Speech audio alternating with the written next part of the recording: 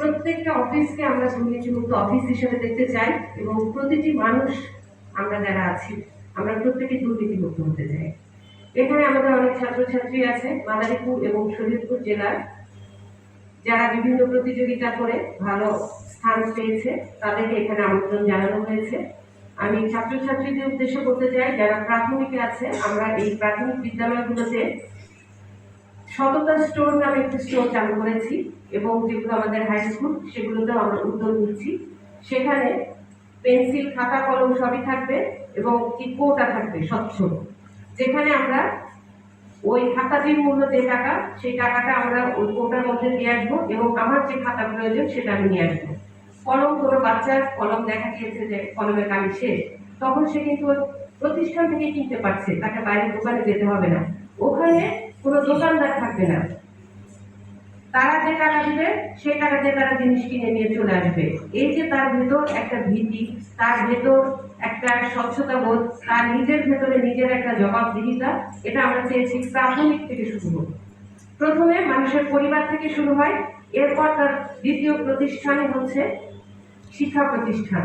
আমরা যদি এটা প্রাথমিকে পারি এবং মাধ্যমিকেও যদি এটা আমরা করতে পারি, আস্তে আস্তে দেখা যাবে যে এইসব ছোট ছোট বাচ্চারা তো আমাদের মতো আসলে আসবেন, তারা আমাদের এই জায়গাগুলো পূরণ করবেন, আমরা তখন বৃদ্ধ হয়ে যাব। এই যে আমাদের বাচ্চারা পরিবার থেকে, শিক্ষা প্রতিষ্ঠান থেকে নিজের ভেতরে একটি মূল্যবোধ তৈরি করবে এবং এই মূল্যবোধটি যদি আমরা আজীবন ধরে রাখতে পারি, আমি বিশ্বাস করি ইন্টার পাস করলে ওই বাচ্চা যেটা তার প্রাথমিক পর্যায়ে থেকে এটা শিখে এসেছে আর কখনই সে দুর্নীতি করতে পারবে না। সেটা শিক্ষা প্রতিষ্ঠান জীবন শেষ করে কর্মজীবনে যখন প্রবেশ করবে, সে কখনোই দুর্নীতি করতে পারবে না বলে আমি বিশ্বাস করি এবং আমি আশা করি যে ইন ফিউচার আমাদের বাংলাদেশে আর কোনো দুর্নীতি থাকবে না। কিন্তু এখন থেকে সেই চেষ্টাটা আমাদের করতে হবে। তো যারা এখানে তোমরা এসেছো, তোমরা ছোট্ট সোনামণি, তোমাদের দিয়ে আমি আশা করি যে আমরা একটা সুন্দর বাংলাদেশ গড়ব এবং এই বাংলাদেশের কোথাও দুর্নীতি থাকবে না। একটা ব্রিজ করতে যাচ্ছে, একটা রাস্তাঘাট করতে যাচ্ছে, যেখানে প্রয়োজন দেখা যাচ্ছে 100 কোটি টাকা, সেখানে 500 কোটি টাকা দিচ্ছে। এই ধরনের যেন আমরা কোনো চেষ্টা না করি, যেটা 100 কোটি টাকা প্রয়োজন আমরা সেখানে 100 কোটি টাকায় ব্যয় করি, বাকি 400 কোটি টাকা আমরা দেশের আরেকটু উন্নয়নে ব্যয় করি। আমাদের দেশে সবচেয়ে বেশি আমার মনে হয় যে শ্রম শক্তিটা এখন আমাদের দেশে সবচেয়ে বেশি। এই শ্রম শক্তিটাকে কাজে লাগানোর জন্য আমরা কিন্তু আমাদের ওই অতিরিক্ত টাকাগুলো আমরা আমাদের ইন্ডাস্ট্রির ক্ষেত্রে বা ইন্ডাস্ট্রি গড়ার ক্ষেত্রে আমরা কিন্তু একটা ভূমিকা রাখতে পারি, যাতে করে আমার বেকার সমস্যার সমাধান হয়। তো আমরা যদি প্রত্যেকটা সেক্টরে একটি দুর্নীতিমুক্ত এবং যতটুকু জায়গা টাকা যেখানে যতটুকু প্রয়োজন ততটুকু যদি আমরা ব্যয় করি, তাহলে আমি মনে করি যে আমাদের এই যে সুষম বন্টনের বিষয়টা এখানে আসবে এবং সুষম বন্টন হলে তখন কার মধ্যে আর আমরা দেখবো যে যার যে যোগ্যতা সেই অনুযায়ী তারা কর্মক্ষেত্রে ঢুকছে, সেই অনুযায়ী তারা বেতন পাবে, জিনিসপত্রের দাম বা দ্রব্যমূল্যের দামও কিন্তু তাহলে বাড়বে না।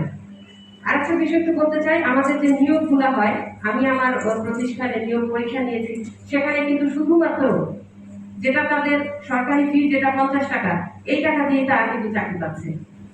এটা একটু জানার বিষয় সবার যে আমরা এটা করতে সক্ষম হয়েছি এবং প্রত্যেকটা সেক্টর ইনশাআল্লাহ এটা করতে সক্ষম হবে এবং প্রত্যেকের প্রতি আমি আশা রাখি, আমাদের ছোট প্রজন্ম তাদের থেকে শুরু করে যারা সিনিয়র সিটিজেন আছেন, এই দেশের বেশিরভাগ মানুষই ভালো, যারা দুর্নীতি করে গুটি কয়েক মানুষ। এই গুটি কয়েক মানুষের মধ্যে বিবেকবোধটা জাগ্রত হলে, তাদের বুদ্ধি হলে, আমি মনে করি এই দেশটা একটি সুন্দর, সুখী, সমৃদ্ধ বাংলাদেশ হবে। তো আমি বক্তব্য দীর্ঘায়িত করব না। যারা দূর দূরান্ত থেকে এসেছে, এখানে অনেকগুলো প্রতিযোগিতা হবে, সেই প্রতিযোগিতায় সকলেই ভালো করবে এবং এখানে যারা ভালো করবে তারা কিন্তু আবার আমাদের 5টি জেলার মধ্যে আরেকটি প্রতিযোগিতা হবে, সে জায়গাতেও তোমরা সকলে ভালো করো। সেখানে আমাদের মাদারীপুর, এখানে আজকে যারা এসেছে মাদারীপুর এবং শরীয়তপুর জেলা, ওখানে কিন্তু ফরিদপুর থাকবে, গোপালগঞ্জ থাকবে আর রাজবাড়ী আছে, রাজবাড়ী আছে। এই 5টি জেলার প্রতিযোগিতা সেখানে অংশগ্রহণ করবে এবং আমরা জানি যে ফরিদপুরের বাচ্চারা অনেক ভালো করে। তা আমি আশা করব যে তোমরাও ভালো করবে, আমাদের শরীয়তপুর মাদারীপুরের বাচ্চারাও অনেক ভালো করবে। প্রত্যেকটা বাচ্চাই মেধাবী, প্রত্যেকেই মেধাবী, শুধু মেধার বিকাশের জন্য একটু চেষ্টা করা, এই চেষ্টাটা তোমরা করলে তোমরাও অনেক ভালো করবে।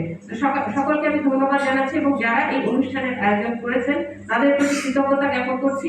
প্রত্যেককে ধন্যবাদ জানিয়ে আমি আমার বক্তব্য শেষ করছি এবং আজকের অনুষ্ঠানের শুভ উদ্বোধন ঘোষণা করছি।